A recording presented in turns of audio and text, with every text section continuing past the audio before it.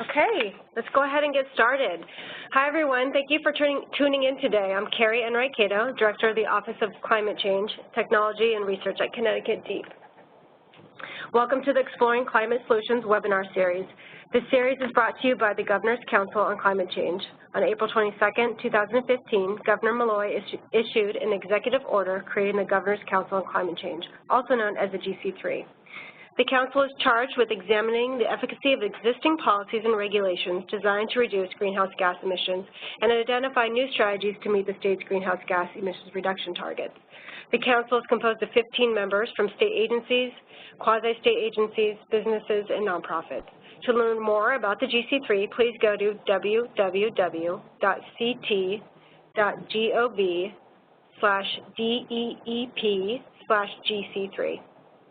The webinar series explores innovative and successful climate change solutions in Connecticut and the nation. The series provides firsthand accounts of high-profile municipal climate programs, climate initiatives in the corporate world, new greenhouse gas reporting frameworks, statewide sustainability programs, low-carbon fuel initiatives, and other programs and projects that help reduce greenhouse gas emissions and improve climate resilience.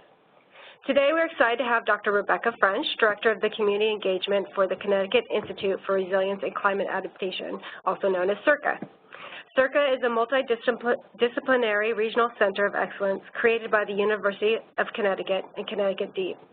CIRCA engages experts in the natural sciences, engineering, economics, political science, finance, and law to provide practical solutions to a changing climate. Today, during her presentation, Dr. Fringe will highlight CIRCA's research efforts and programs that focus on Connecticut municipalities. She'll give us an overview of partnership and funding opportunities, as well as ongoing and future planned products for municipalities, such as future flooding scenarios and model policy and planning. The presentation will be about 40 minutes long, and then we'll open it up for questions from the audience. If you have questions, please submit your questions in the question dialog box, and we'll read it aloud for Dr. Fringe to respond to. Before we get started, for those of you listening via your computer, speakers, and if you're experiencing poor sound quality, I do encourage you to call in using your telephone. So with that, thank you, Dr. Fringe, for your willingness to present today. We look forward to the presentation. I'll go ahead and turn it over to you now. All right, thank you very much, Carrie. I really appreciate the invitation and opportunity to speak with everyone today.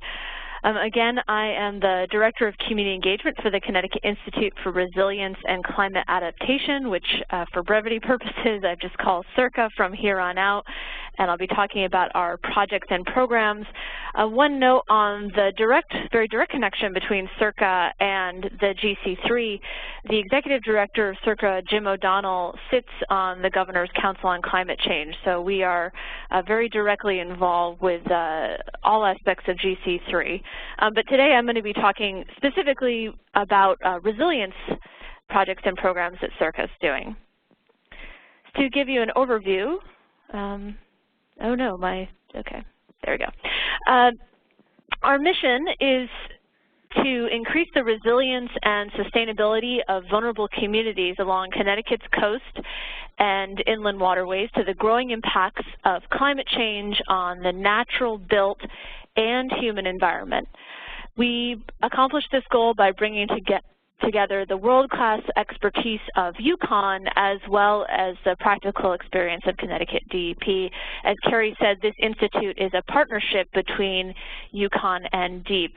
We were founded a little under 2 years ago. I will be hitting my 2-year mark in this position in August. And since that point, though, we have launched a number of projects and programs across the spectrum of resilience. These are represented by the following areas. Again, these are current projects and programs. These will likely expand in the future, but this is what we're engaged in right at this moment. We have projects on coastal flooding, inundation, and waves, inland riverine flow and flooding, wastewater infrastructure vulnerability, as well as living shorelines. We're also undergoing projects underneath policy and planning. CIRCA supported the state of Connecticut's application for a national disaster resilience competition. That was a federal competition. We have undergone a literature review of finance programs that Connecticut could use to finance resilience projects. We're undertaking a municipal policy and planning program, and we also run 2 external funding programs that are help us leverage additional funding through our matching funds program, as well as direct grants to municipalities and councils of government to implement projects on the ground through our Municipal Resilience Grant program. So you're getting the bird's eye view of all things CIRCA today. I'm going to talk about each one of these areas in more detail over the next 30 minutes or so. So starting off with coastal flooding, inundation, and waves, this work is being led by Professor James O'Donnell.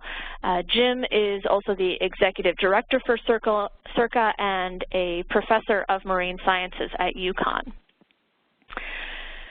So what aspect of climate change are we addressing here? I said that that's the foundation of CIRCA. It's our mission. So I'm going to give you a quick overview of the impact of climate change that we're addressing. This is a graph of sea level rise, global sea level rise from the National Climate Assessment. What it's showing you is that we have already experienced a rise in sea level since we started taking records back in the mid-1800s or so. We can see that directly measured from tide gauges that NOAA operates here and from tide gauges around the world. And then we have also taken the Earth Sciences community in general has done modeling to project what future sea level change will be. And there's a range as you go forward in time out to the year 2100. There's a projection of a minimum of 0.66 feet of sea level rise and a maximum of 6.6 feet of sea level rise as a global average. Again, this is a global average. It's very important to understand. You might be asking yourself, why is there such a large range? Actually, I get this question all the time from municipalities because as they're trying to plan for sea level change along Connecticut's coast, they're very interested in what number should we be planning for, what height do we need to elevate things to, for example, to be above that higher sea level. Well, this is about as good as we can do at the moment due to 2 factors. Going forward, we do not know how much additional carbon dioxide will be emitted into the atmosphere because that is dependent on policy changes, one of them being Connecticut's policies on carbon emissions. The other major factor is that scientists are studying the rate of sea ice loss and melting of glaciers across the world. Those ice sheets are very difficult to study. They're in remote places like Antarctica, and so it's quite a challenging scientific problem to understand exactly how fast that melting will occur and why, and then what impact that will have on rising sea levels. So those are the 2 major factors that play into why there's still a large range of projected sea level. But what you should definitely understand is that sea level will continue to rise. We have already baked in some sea level change. Again, the minimum projection is 0.66 feet or about a foot. The maximum, some papers you may have heard about in the news that it has gone, there's some scientists saying it could go higher than 6.6 feet by the end of the century. But again, this is the National Climate Assessment's current projections. This is also the projection that the state of Connecticut is currently using for planning. Public Act 13-179 references the NOAA CPO-1 report, which is the projection that global sea level rise will be 6.6 feet by 2100.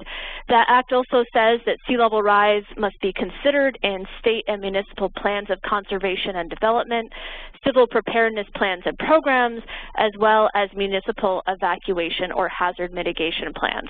So the state of Connecticut has, given a mandate that sea level rise must be looked at. So how is sea level rise along with storms and waves going to impact Connecticut? Well, we've already seen some of those impacts in Superstorm Sandy. You're looking at a map right now of the town of Fairfield, Connecticut. The dark blue areas are where the watermark was, the high watermark was for Sandy storm surge. The light blue areas are a projected storm surge from a Category 3 hurricane hitting the coast of Connecticut. The largest hurricane Connecticut has ever experienced was the 1938 hurricane, and that was a Category 3. The yellow and green dots and orange dots are all FEMA-assessed structural damage points from Sandy. So you can see very clearly where there was water from Sandy, there was also direct damage.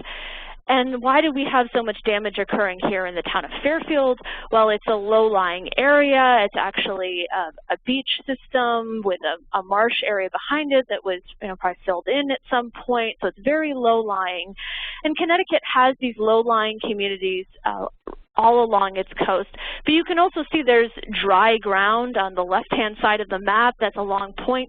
That's also characteristic of Connecticut. We're not a flat state all the way out to our shoreline like Florida or the South, New Orleans, Louisiana areas. We actually have high ground very close to the coast. So that's good news for adaptation, but we do have these low-lying coastal communities that are highly vulnerable. We can also see this type of flooding even when we're not in a hurricane system. These are pictures from the town of Branford, where we have the Route 146 that travels along the coast. It crosses marshes. In the upper left, you can see where it crosses a marsh. You can see where it goes underneath the railroad tracks, so the road has to be very low, also right by a marsh. And so this is just a rainy day in Branford. And this area also actually floods a little bit at even high tide. So we have flooding challenges that we're facing right now, even apart from sea level rise, and these will be exacerbated and increase in frequency with sea level rise. So how is CIRCA going to help us out with this challenge? Well, CIRCA is developing models that take into account local characteristics of Long Island Sound. Existing models assume that the shape and currents of Long Island Sound are the same everywhere. We have better information from measurements that we've taken using buoys and deployment of instruments throughout the sound that we can bring those into a model and better predict where and when flooding is going to occur and how frequent, and then bringing into that the impacts of sea level rise as we move forward. Some of you who might already work in the resilience space may have checked out map viewers. The existing map viewers that most people use a bathtub model. Is what it sounds like. It assumes that Long Island Sound fills like a bathtub when you pour water into it, as opposed to a hydrodynamic model, which is what we're using, which again takes into account those local shapes and sound and current of the sound. Some of the example map viewers that use this bathtub model are the NOAA Sea Level Rise Viewer, Nature Conservancy's Coastal Resilience Tool, as well as Climate Central Surging Seas tools. These are great tools for education and awareness building and planning to understand what areas would be vulnerable. But if you're trying to answer questions about how should we elevate Route 146, you're going to want much more specific localized information, and CIRCA will provide that to towns. So some of the outcomes of that project, again, we're developing models that can allow us to extrapolate sea level rise flooding to the center of cities and headwaters of marshes, like where those roads cross them. We can use the same approach with waves to develop design criteria for coastal erosion protection. In fact, this is one of the projects that we are just wrapping up, funded by NOAA. We've collected wave data in New Haven Harbor and Old Saybrook areas, and you can find that information on CIRCA's website. If anyone's interested, please let me know and I can direct you to that. But in addition to this work on flooding and waves, we also need to include the effects of rivers and precipitation more effectively. We have rivers running through our coastal communities as well, so those communities are getting a double whammy impact of precipitation and riverine flooding in addition to coastal. And then we also need to test the predictions from these models and communicate those results to towns and engineers. So just like I said, we are also concerned about riverine flooding. So we have a project on these issues along the coast as well as inland. This work is being led by Professor Manos Sanagustos, a professor in civil and environmental engineering at UConn. And the climate change impact here that we're addressing, again, is of precipitation. This is a figure from the National Climate Assessment 21 in 2014.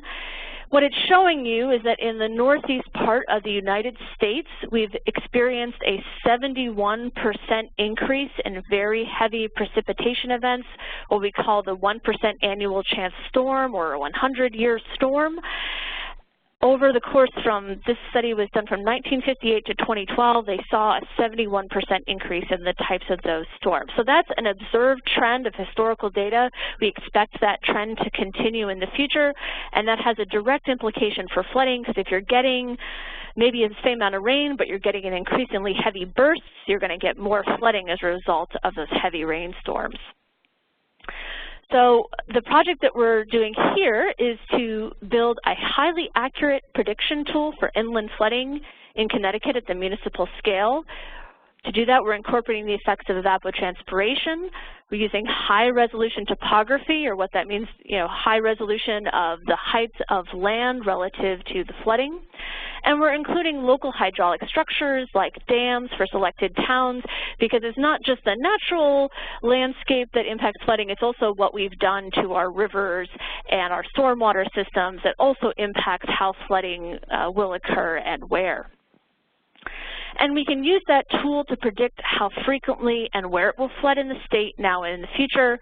We are looking at past storms to better predict our current situation, so we can improve on existing modeling that we're using right now to make decisions about infrastructure and planning. But we can also bring into play the future climate projections, what we call climate forcing. And we can force our models and say, with this kind of a climate scenario in the future, what will the flooding be?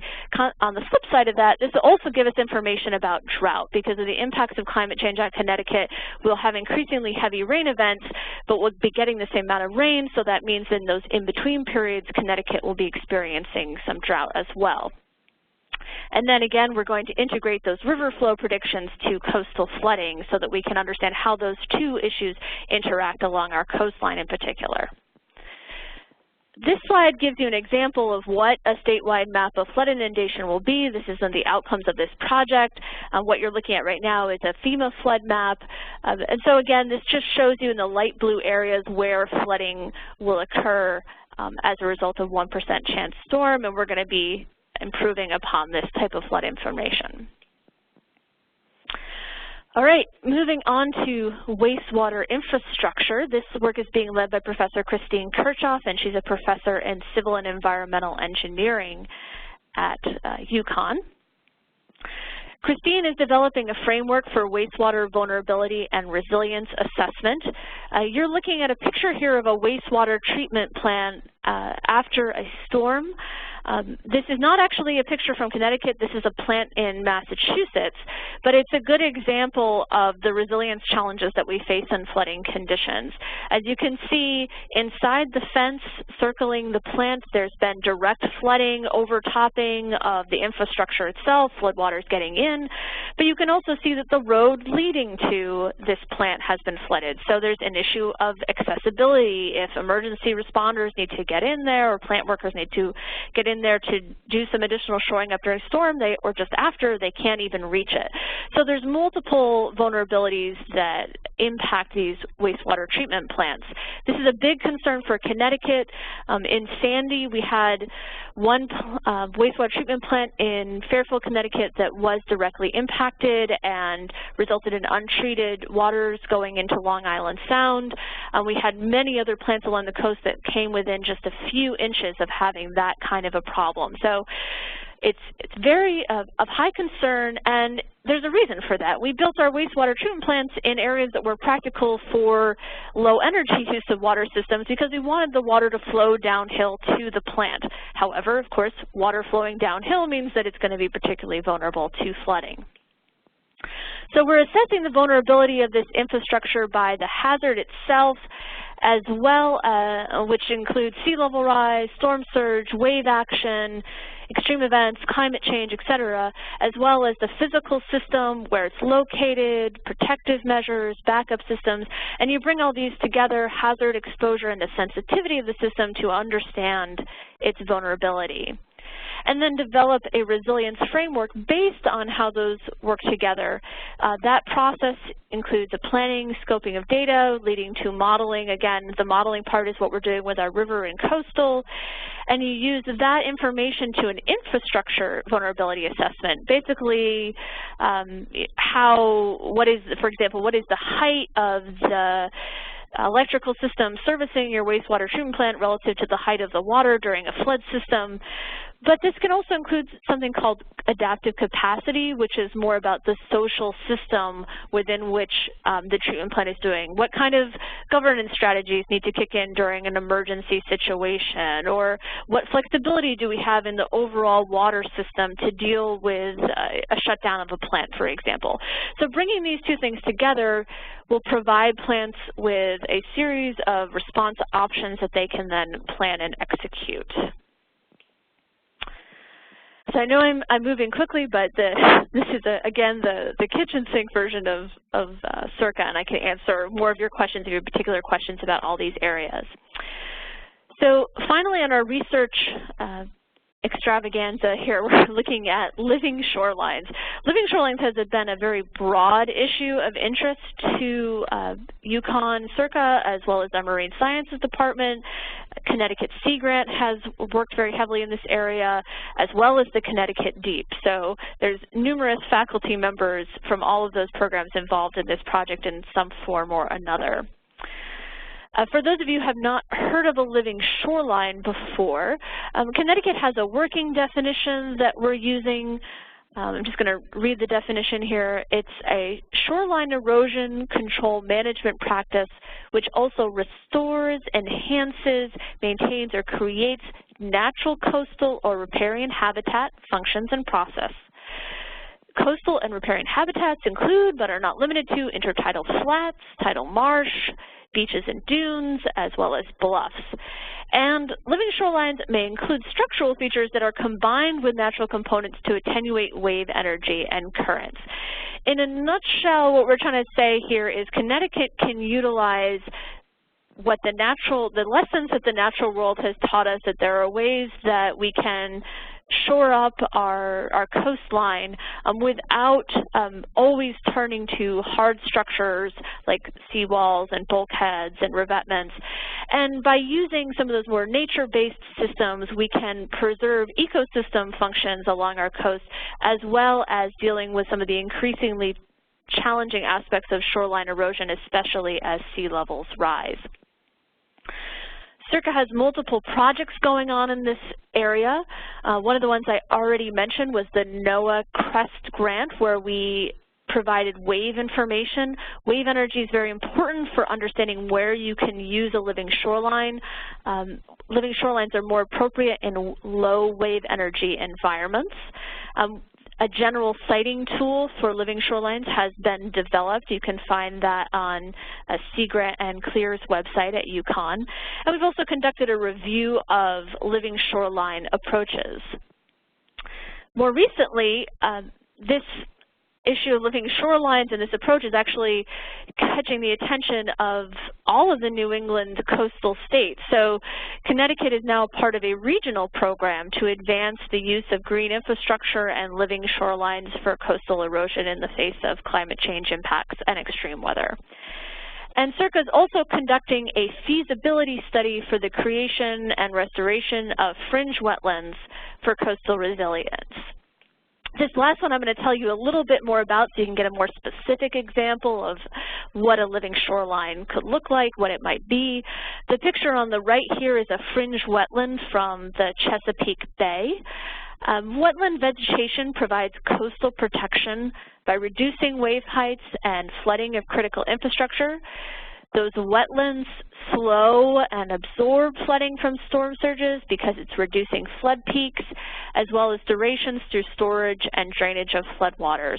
So when a storm is hitting this fringe wetland, imagine this is the coast of Connecticut, the first thing it's going to hit are those grassy areas and then the forest area behind it. That's going to dissipate those wave energy so that by the time it's getting to maybe homes or critical infrastructure behind that, it's a much lower impact. Also, fringe wetlands provide an area where floodwaters can go as they're draining. So again, we're not storing that water, you know, around homes and around critical infrastructure where it's going to cause more damage. So now moving on to the finance, policy, and planning projects that CIRCA has been working on, shifting gears a little bit more out of the flooding and infrastructure. Connecticut supported the State of Connecticut's application for the National Disaster Resilience Competition. This was a federal competition run by the Department of Housing and Urban Development to allocate the remaining dollars for recovery dollars that were allocated in Public Law 113-2. You don't need to know that, but it's more commonly known as the Sandy supplemental funds, but it wasn't just for Sandy, it was for any disaster that occurred in the years 2011 through 2013.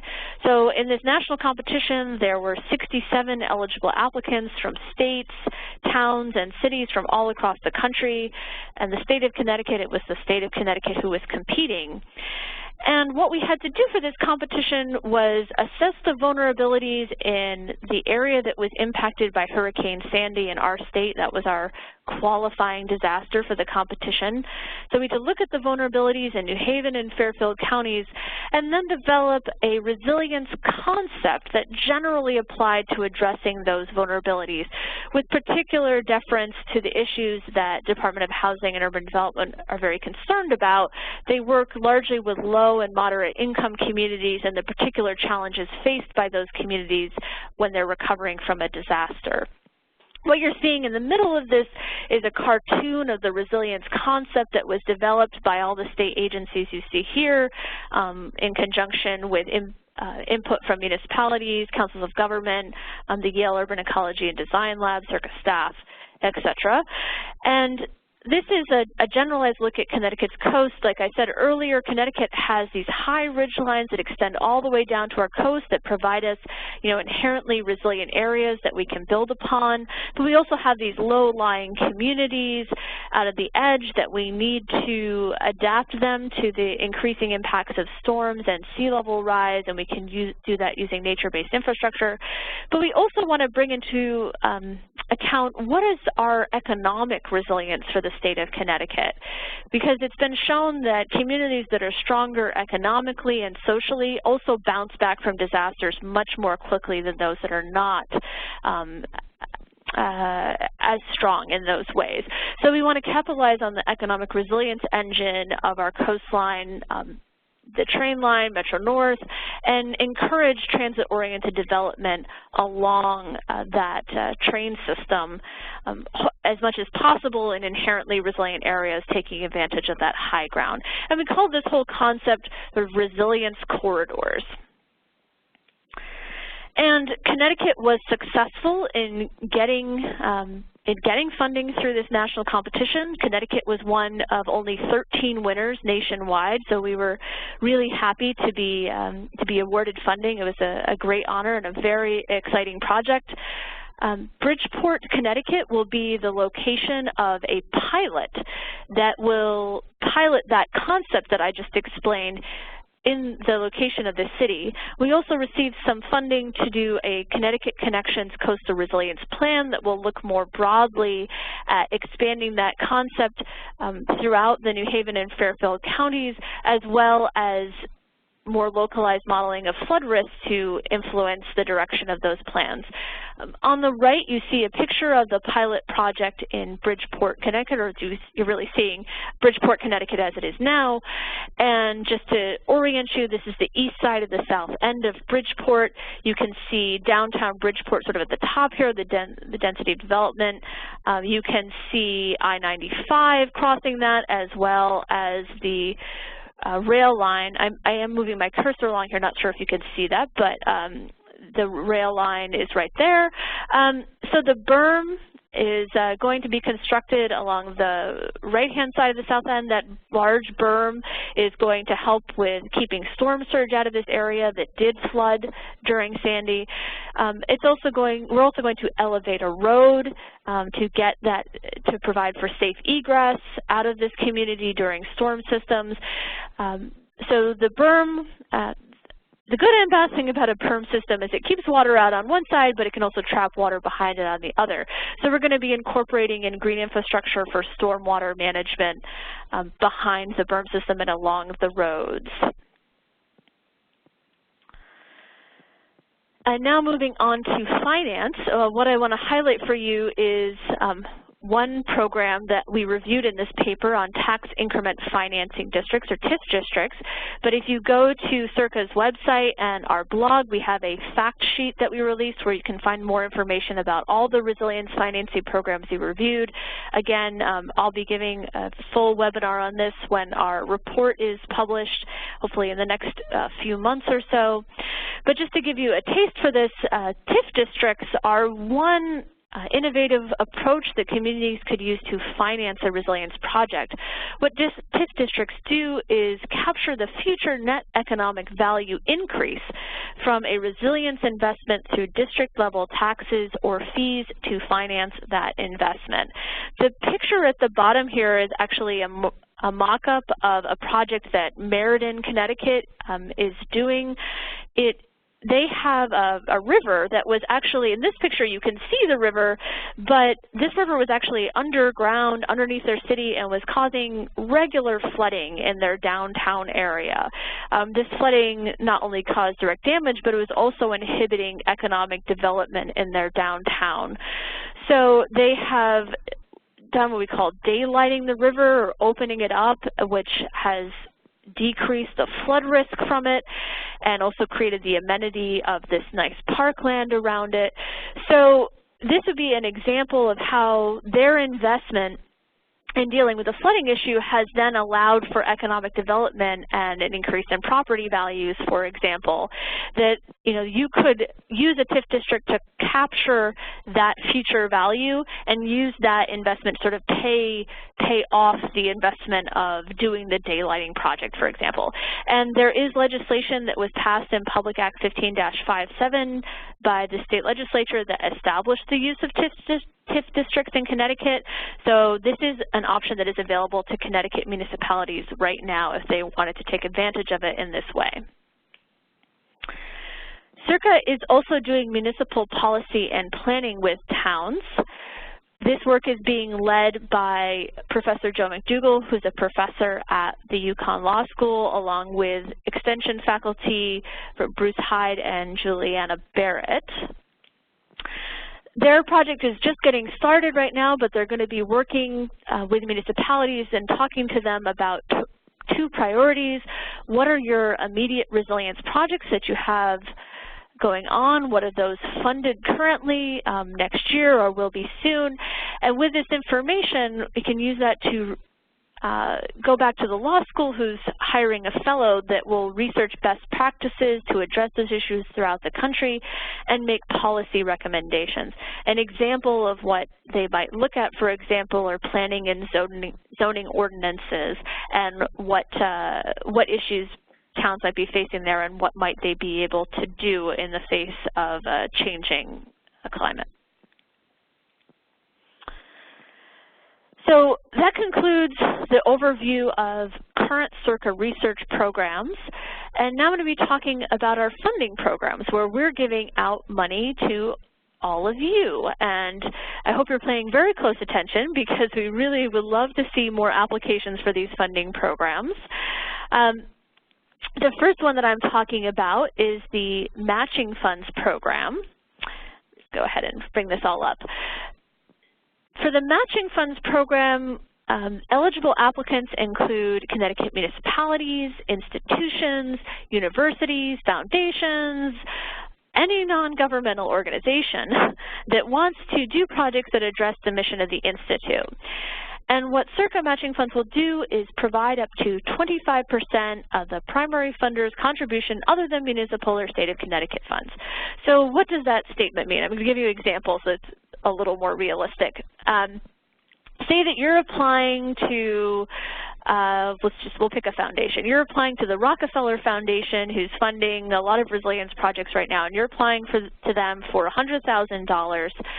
And you can come to CIRCA and say, we're going to be applying to Rockefeller for this $100,000 to do a resilience project, and we think it aligns with CIRCA's programs in this way, and we will review those, and we can provide you up to $25,000, which would be 25% of that $100,000 grant that you're applying to. And you want to come talk to us before you turn in that application or before the final decision has been made, because CIRCA would provide then a letter pledging that should you be fortunate enough to be chosen to receive that award, that you will get an additional 25% match from CIRCA. So what we're trying to do with this program is leverage our smaller budget to help all of these groups bring more funding into the state to advance resilience projects and programs. We're always accepting applications for this program. They're accepted on a rolling basis. We've been reviewing applications every 2 months. Our next review date is July 15th. If, however, you're on this call and you're saying, wow, I'm about to turn in an application very soon, really this would be a good fit, please let me know. There may be some flexibility there. So if you have an opportunity like this and you want to use CIRCA matching funds, definitely reach out to us because we're very interested in helping you bring in funding. The next grant program is our Municipal Resilience Grants program. This is a standalone grants program. There's no matching aspect of this. What we're trying to do with this program is to actually implement activities on the ground. The other big difference is that the eligible applicants for this are municipalities and councils of government. The reason for that is that CIRCA has, again, a very strong component of its mission is to address direct issues for municipalities. And so even though they are the eligible applicants, those of you who are interested in this but are not part of that system, you could be a partner on an application. It's just we ask that the official applicant be the council of the government or the municipality, but we do highly encourage partnerships with other organizations that might strengthen that application. So this funding is for, again, initiatives that advance resilience. These can include the creation of conceptual design, construction, including demonstration projects or other, of structures, or the design of practices and policies that increase their resilience to climate change and severe weather.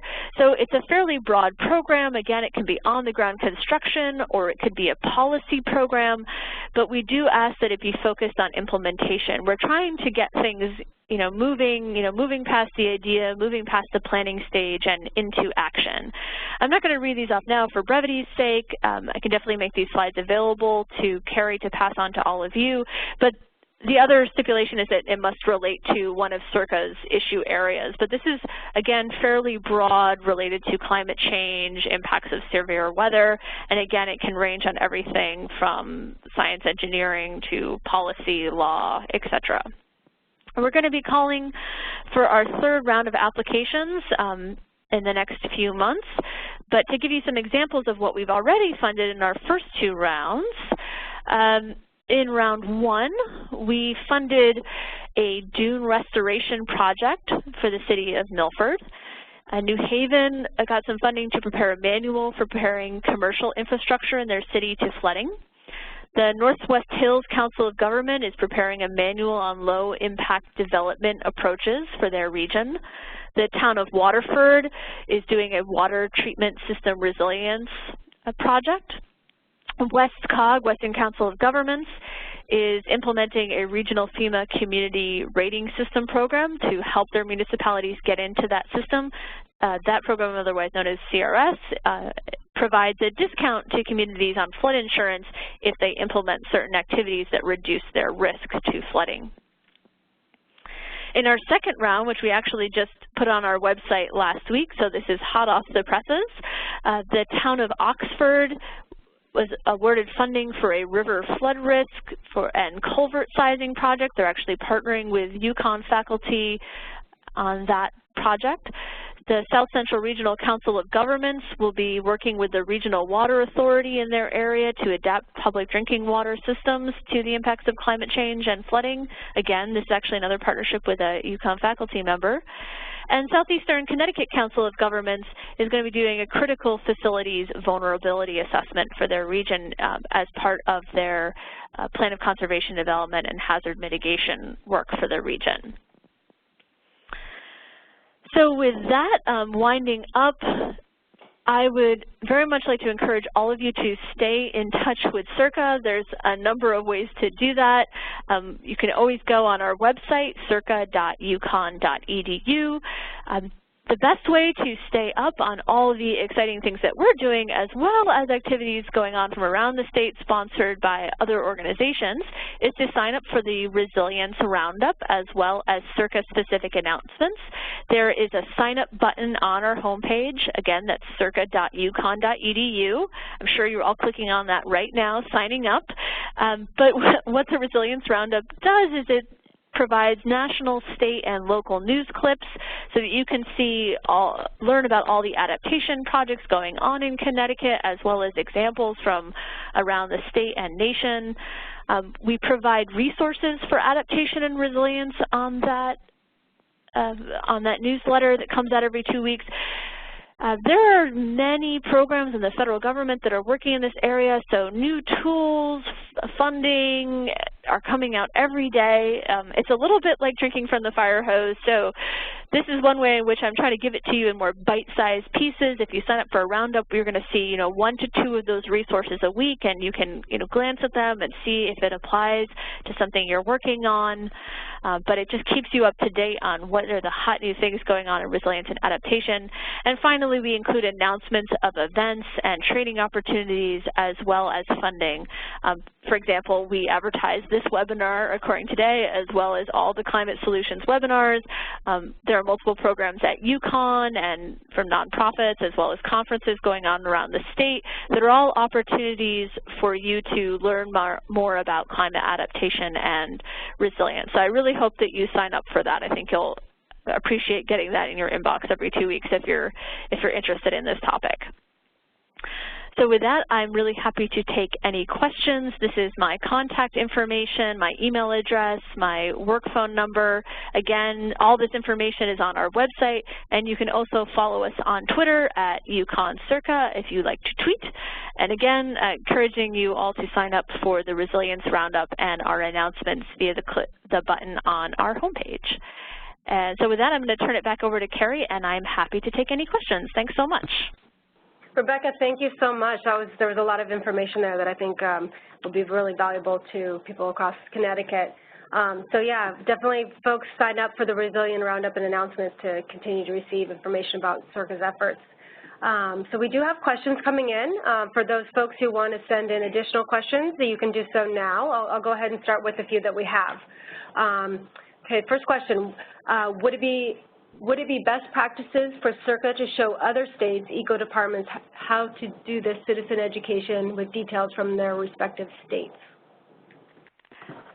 But I think the question is aimed at sharing our education outreach efforts and what we've learned on the research that you're doing with other states.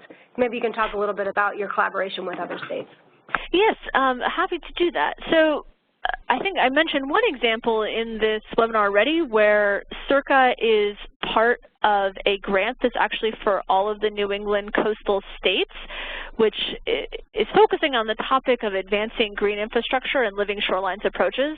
And so through that group, the convening body for that is the New England Regional Ocean Council. And that group is where we share lessons learned from our projects and programs. It's where we get together and say, how can we, I'm learning from other states as much as they're learning from us, and so we are bringing those best practices across state lines. We participate in webinars and programs convened by the federal government where they're trying to bring together states. So yes, I mean, that's an excellent suggestion, is how do we, tell other people about the successes that we're having here. I present at national conferences. That's one of the ways that I bring our information to a broader audience, and we do that, sort of in the policy and community engagement side as well as in our science. We're, telling other states how we're, developing models that are, really cutting edge, and that other states can benefit from that information as well. Great, thank you. Next question, can you talk a little bit more about the synergies between adaptation and mitigation? More specifically, how can the GC3 planning process inform CIRCA's work and vice versa? Yeah, great question, and one which is also a fun communications issue. So in the world of flooding, mitigation actually means something very similar to adaptation. It actually means how do you mitigate flooding, or how do you stop flooding from occurring. So one thing that when I'm switching between those audience of people who are talking about carbon emissions, whereas last week I was at a national conference on flooding and they were using the word mitigation all the time, but they meant something completely different from carbon emissions. So I'm assuming your question is about the carbon emissions meaning of mitigation.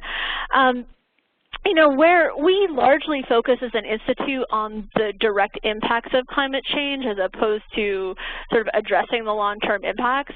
But when I showed you that graph of sea level rise, I mean, that's where you can see where these issues are inherently related to each other. So it's a lot easier and cheaper and much less suffering to adapt to a lower level of sea level rise than the 6 feet or more of sea level rise. So, I mean, that's really a critical intersection between these areas, is that if we don't address the carbon emissions, we will have much greater impacts of climate change, and those will be increasingly difficult to adapt to. Will put much more stresses on our economy and on our people.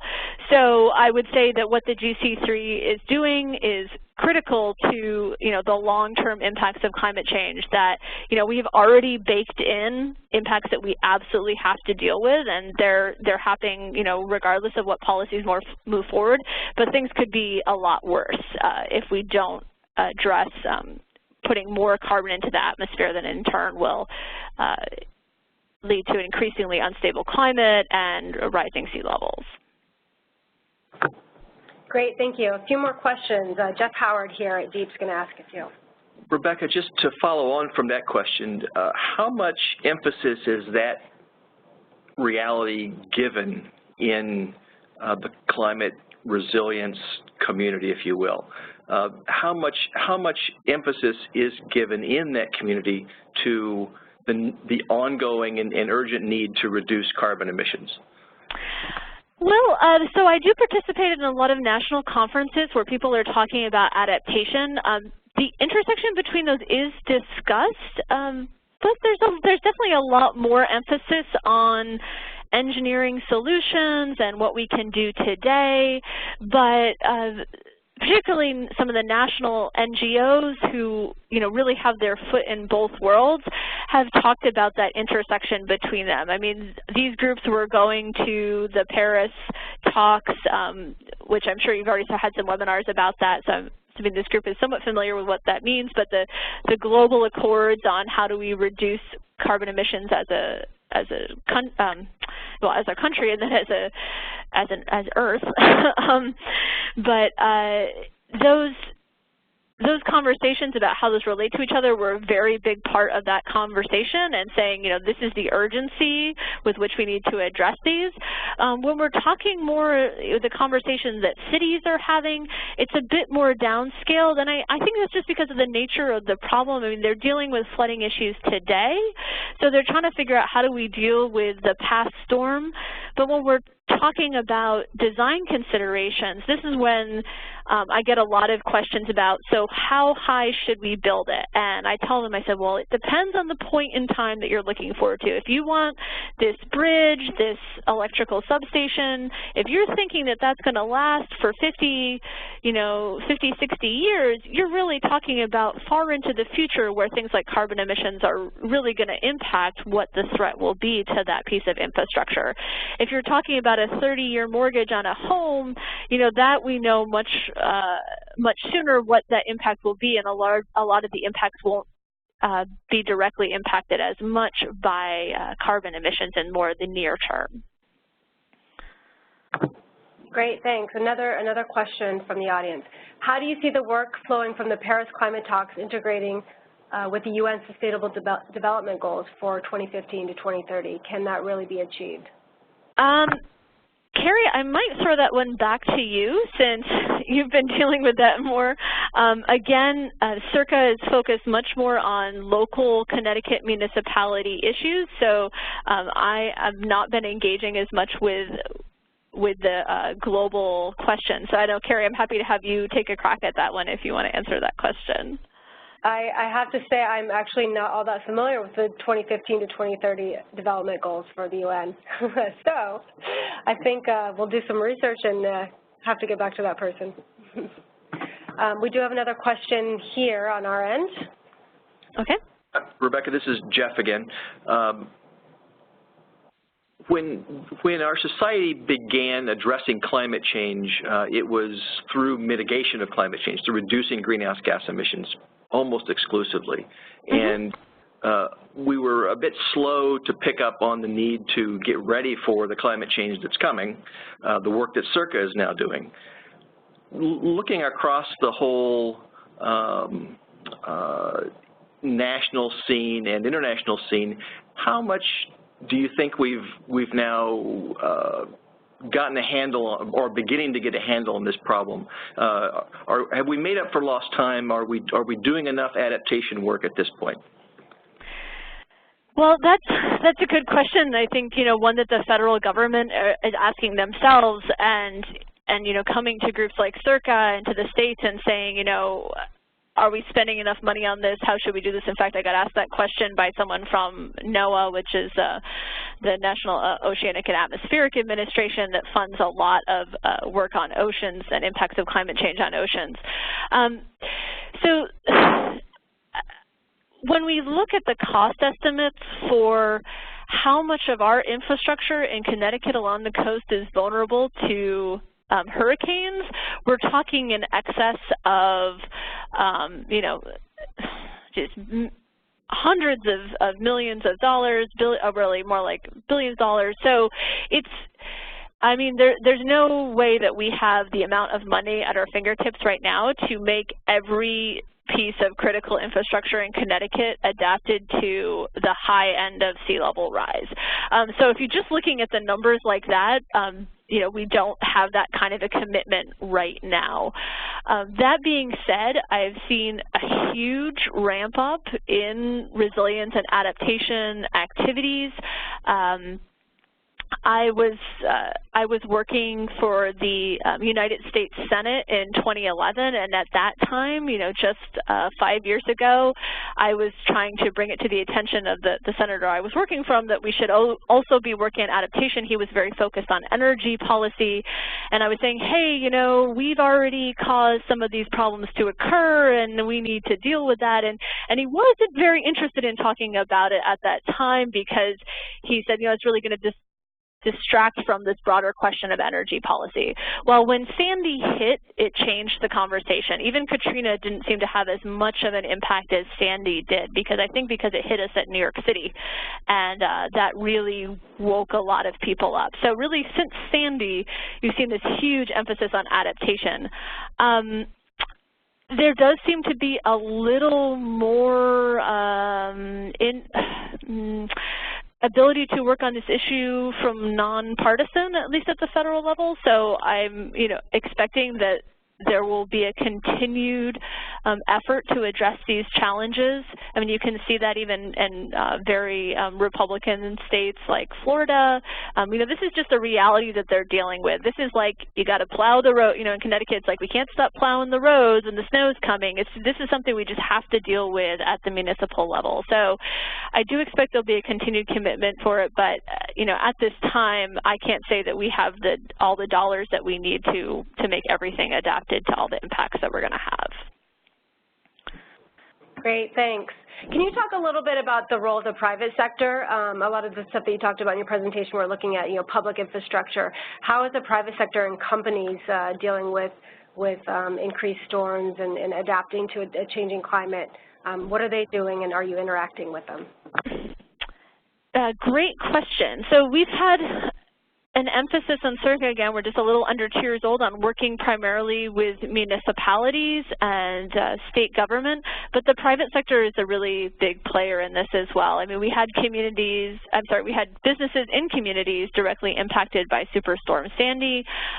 You know, they have issues with their flood insurance, et cetera. So the private sector is, you know, certainly aware of the problem. The insurance industry, I think, is particularly aware of this challenge because they deal in risk. So I'd say the most active part of the private sector on climate adaptation is insurance.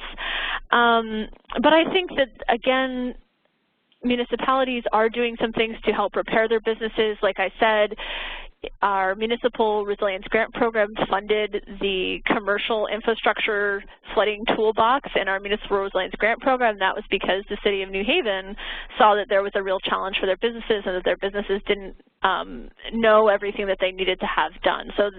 So we are funding some of that direct outreach. Our tools and our flood risk information will be available to everyone, including the private sector, for use in their planning. I think we can do more there, and certainly interested in forming partnerships with other organizations that work more directly with the business community. A couple more questions before we let you go, Rebecca, if you don't mind. Sure. Can you talk a little bit more about climate adaptation as a path to local economic development, specifically in terms of jobs for local people? To what extent can local communities use these critical infrastructure projects to create jobs for local contractors and workers? Yeah, excellent question. So I've been working on this National Disaster Resilience Competition project pretty heavily as part of my duties with CIRCA, and the federal department behind that, HUD, is really interested in generating economic development as part of its resilience strategy. So there are, Connecticut didn't ask for funding for job training, but some other applicants did, you know, as a way to strengthen resilience. I can give you an example from California. They want to train people, you know, in firefighting, in wildfires. So there are certainly opportunities where you could do some training to the specific issues. Sort of some direct impacts that I've seen, that there's a lot of new jobs being generated in this state for community resilience planning, because a lot of funding is flowing into the state right now to do that kind of work. So there's a lot of environmental consulting firms who are doing jobs in that area and hiring. There is maybe the potential for construction opportunities here as we need to elevate homes, if there's an increased demand for elevating homes. As a result of that, there's, you know, construction needs associated with that, and there's specific training that's needed to do that properly. You could imagine, again, if there's a large adoption of safer building codes to deal with resilience, then there's training needs for how do you do tie downs for hurricane resistance, and again, flood proofing, et cetera. So I think there's some opportunities there. We've seen some demand in that area, but not a huge demand. But you know, certainly I think that's a possibility. Great. And then outside of working on flooding, does CIRCA work with communities on other areas of adaptation? I'm not sure specifically what they're referring to, but maybe health or other areas where we need to adapt. Yeah, absolutely. So certainly, when I read you our mission, you could see that we have this heavy emphasis on the impacts of sea level rise and precipitation and flooding. That's sort of a direct result of, you know, what we were hearing from communities about their needs. You know, we were created in a post-Sandy era. In Connecticut, we're still in that post-Sandy recovery era where, you know, what we were hearing was that people are most concerned about flood risk. So that's where we've been putting our resources and our time. But that is not to say that we won't take our applications. For example, our Municipal Resilience Grant Program and projects are open to a variety of climate change impacts. We don't say that it's only flood risk. we have had interest from state agencies recently on looking at drought, so that's why I brought up that our precipitation models actually also give you the flip side of how do you understand when we'll be in periods of drought and how we'll adapt to that. We haven't funded anything related to heat stress right now, but if there were communities who were interested in looking at that and wanted to apply for some grant funding or wanted to talk to me about that, I'd be happy to do so. The other thing to note is that CIRCA is not we've got a lot going on, but we're not the only program in the state working on this. There are other researchers at other universities in Connecticut that are looking at some of these public health impacts, as well as long-term issues of risk management, et cetera. So we are open to helping support those programs, and definitely would appreciate seeing applications on these other issue areas if that's of primary concern. But again, because we're trying to be driven by what we're hearing from communities, that's what I'm still hearing is we're really concerned about flood risk.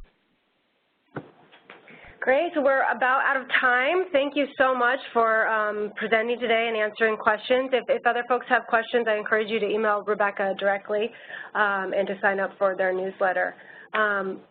I'm going to actually change myself to presenter so that we can show the next series of, technical issues here. If you can see the screen now, we're having our next webinar series. Actually, we don't have it posted yet. We'll have it posted in the next couple of days. We'll be hosting the Connecticut Green Bank and Coalition for Green Capital on July 22nd at noon. So mark your calendars for that, and announcements will go out soon. I will also post Rebecca's slides on our website and the recording for today's webinar as well. So if you want to pass it on to others to listen to, feel free to. Thanks again, Rebecca, for your presentation, and everyone have a great day. Thank you.